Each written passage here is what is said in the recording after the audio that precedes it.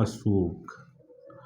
अशोक ये जो है 273 ईसा पूर्व में शासक बना ना। कब बना है? और इसकी मृत्यु हुई है 232 ईसा पूर्व में। तो ये 232 ईसा पूर्व तक रहा शासक। लेकिन इसने अपना राज्याभिषेक कब कराया है? हाँ, इसका जो राज्याभिषेक हुआ है, राज्याभिषेक वो 273 कि 269 ईसा पूर्व में इसका राज्याभिषेक हुआ है। और इसके पिता का नाम अगर हम देखें, अशोक के पिता का नाम है, ये बिंदुसार का पुत्र है ना। और इनकी माता का नाम है सुभद्रांगी है,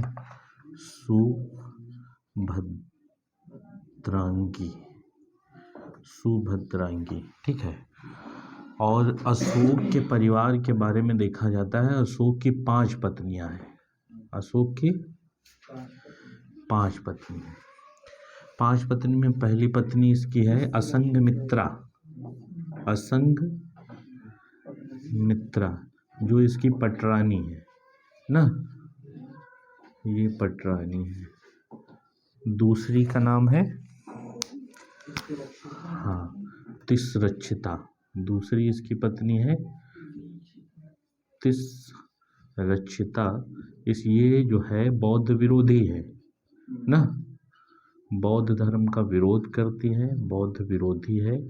और इसने जो है एक पीपल का वृक्ष, जिसको हम बोधि वृक्ष कहते हैं, उसको भी कटवाया था ना, बोधि वृक्ष को कटवाया। और सबसे बड़ी बात ये जो है, अशोक के साथ ही सती हो गई थी ना, सती हो गई। और इसकी पत्नी अगली कौन है? चारुमती,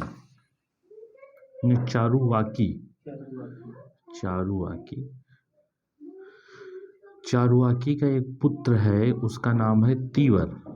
पुत्र का क्या नाम है? तीवर। दोनों का नाम जो है ये कौशाम्बी अभिलेख में मिला है। किस अभिलेख में? कौशाम्बी अभिलेख। कौशाम्बी अभिलेख में चारुवाकी का भी नाम है और इसके पुत्र तीवर का भी नाम। और इसकी पत्नी कौन है? महादेवी। महादेवी का पुत्र है महेंद्र ना। और एक पुत्री है, पुत्री का नाम है संघमित्रा। ये दोनों जो है श्रीलंका जाते हैं। क्या करने?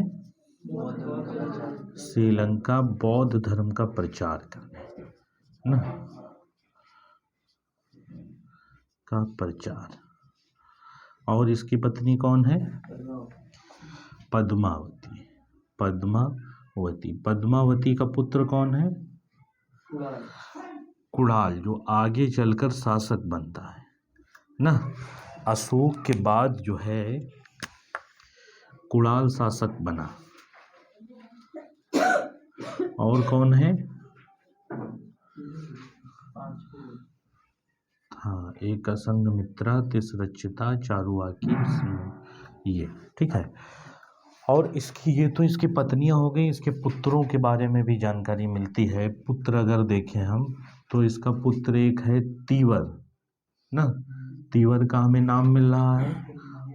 और एक इसका पुत्र महेंद्र का नाम मिल रहा है। और एक है तुम्हारा जालौक। ठीक है, जालौक का नाम राज तरंगड़ी से मिलता है, राज तरंगिणी से मिलता है। उसमें कहा जाता है कि अशोक ने कश्मीर का शासक अपने पुत्र जालौक को बनाया ना। और इसका पुत्र कुणाल मिलता है ना। तो ये इसके पुत्रों की जानकारी हो गई। और इसकी 2 पुत्री हैं। एक पुत्री कौन है? यही संघमित्रा ना। और दूसरी है चारुमती। ठीक है। और इसके बारे में कहा जाता है, एक इसका भाई है जिसका नाम मिलता है सुसीम। क्या नाम मिलता है? सुसीम इसका भाई है। और इसके अलावा इसके 98 भाई और हैं, मतलब टोटल 100 भाई हैं, 100 भाई, मतलब एक सुसीम और 99 और 100 भाई थे।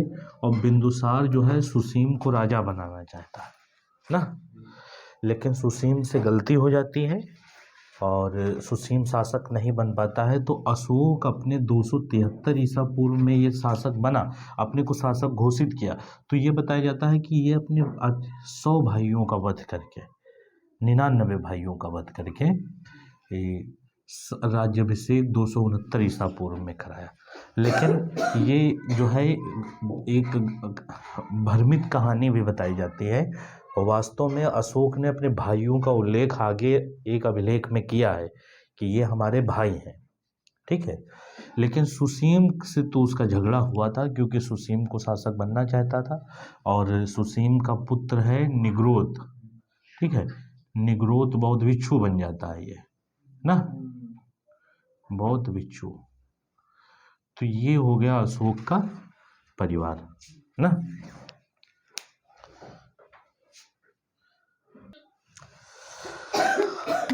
आगे देखते हैं कि बौद्ध ग्रंथ है महादीप वंश, महादीप वंश।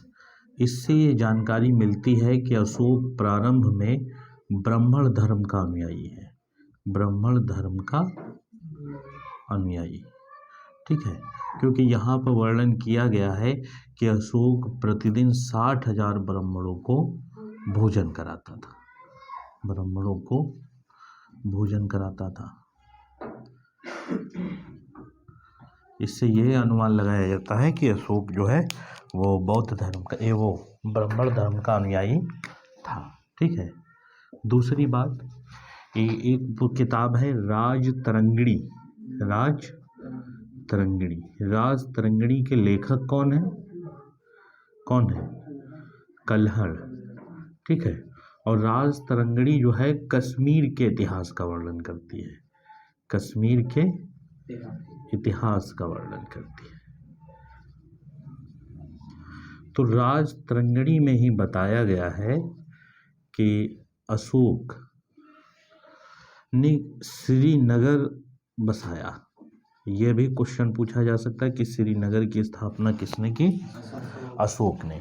श्रीनगर बसाया और वहां पर शिव मंदिर का निर्माण कराया, शिव मंदिर का निर्माण कराया ना। तो इससे यह पता लगाया जाता कि अशोक शैव धर्म का अनुयायी था। और श्रीनगर का शासक अपने पुत्र जालौक को बनाया। इससे यह पता चलता है कि इसका पुत्र जालौक था, वहाँ का प्रशासक जालौक को बनाया ना। और एक जानकारी और मिलती है यहीं से कि नेपाल में अशोक ने देवपत्तन, जो अब देवपाटन के नाम से जाना जाता है, नगर भी बसाया, नगर बसा। अशोक ने 2 नगर बसाए, एक तो श्रीनगर और दूसरा देवपाटन या देवपत्तन नगर नेपाल में बसाए। इससे यह भी स्पष्ट हो जाता है कि अशोक का शासन नेपाल तक था ना। यहाँ तक बात आई समझ में। फिर अगली बात कि अशोक के जीवन की महत्वपूर्ण घटना 261 ईसा पूर्व में अशोक ने कलिंग पर आक्रमण किया, कलिंग पर आक्रमण किया। ये बहुत क्वेश्चन पूछा जाता है कि कलिंग का युद्ध कब हुआ, 261, यानी अशोक के राज्याभिषेक के 90 वर्ष, ठीक है, राज्याभिषेक के 90 वर्ष 261 ईसा पूर्व पर कलिंग पर आक्रमण किया। कलिंग का राजा था कौन, खारवेल, ठीक है। और अशोक, दोनों के बीच युद्ध हुआ और इसमें हुआ क्या कि अशोक विजयी रहा। लेकिन यहाँ पर कई घटनाएं जो अशोक को प्रभावित कर देती है। 1 लाख लोग मारे गए, ठीक है, और 1.5 लाख घायल हुए। और इससे भी अधिक विस्थापित तो बेघर हो गए, जिससे अशोक का हृदय पूरा परिवर्तित हो गया। उसने अपने जीवन में कभी भी युद्ध न करने का निर्णय लिया, ठीक है, क्योंकि 1 लाख लोग मरे और इतने घायल हुए और इससे अधिक लोग बेघर हो गए। तो जब ये इस मैदान में इसने देखा कि इतने लोग घायल हुए, मर गए, तो बहुत प्रभावित हुआ। उनके दुख को देखकर ये अपना हृदय परिवर्तित कर लेता है। ठीक है, जो इसका स्वभाव था अब ये हो गया है दयालु स्वभाव का, परिवर्तित हो गया। ठीक है, फिर दयालु स्वभाव का जब परिवर्तित हो गया, फिर ये एक दिन अपने महल में देख रहा था, महल पर से, कि इसके भाई का पुत्र निग्रोध, कौन?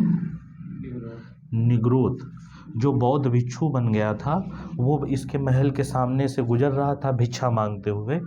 तो जब अशोक ने निग्रोध को बौद्ध भिक्षु रूप में देखा कि ये जो है सुसीम का पुत्र है और कितना शांत है, और इसके अंदर शांत, खुश है, प्रसन्न है, और इसके पास कुछ ना होते हुए भी ये बिल्कुल एक समझो संतोषी जीवन की मुद्रा में, इसके पास मतलब कुछ भी नहीं है, अशोक सोच रहा था, लेकिन फिर भी ये जो है परम संतोष है इसके पास, ऐसा ये लग रहा है कि इसके पास सब कुछ है ना। और फिर उसी समय के बौद्ध भिक्षु, बौद्ध संघ के अध्यक्ष थे मोगली पुत्र, हाँ मोगली पुत्र तिष्य। ठीक है, इनसे मिला जाके, इन्होंने उनको धर्म के बारे में, बौद्ध धर्म के बारे में बताया, और इनसे प्रभावित होकर अशोक ने उपगुप्त नामक बौद्ध भिक्षु से बौद्ध धर्म की दीक्षा ले ली, और उसने अपना निश्चय बदल दिया। दिग्विजय का जो उसका सपना था, अब उसने क्या कर दिया, धम्म विजय में परिवर्तित कर दिया। मतलब अशोक चाहता था कि चारों तरफ के क्षेत्र पर हम विजय करें, मतलब शासन करें, लेकिन उसका जो दिग्विजय का सपना था, मतलब सभी दिशाओं को जीतने का जो सपना था, अब वो किस में बदल गया, धम्म विजय में बदल गया ना। फिर धम्म विजय में बदलने के बाद अशोक ने कई नए काम किए हैं, जिनको भी हम देख रहे हैं आगे। फिर जब अशोक ने बौद्ध धर्म को अपना लिया,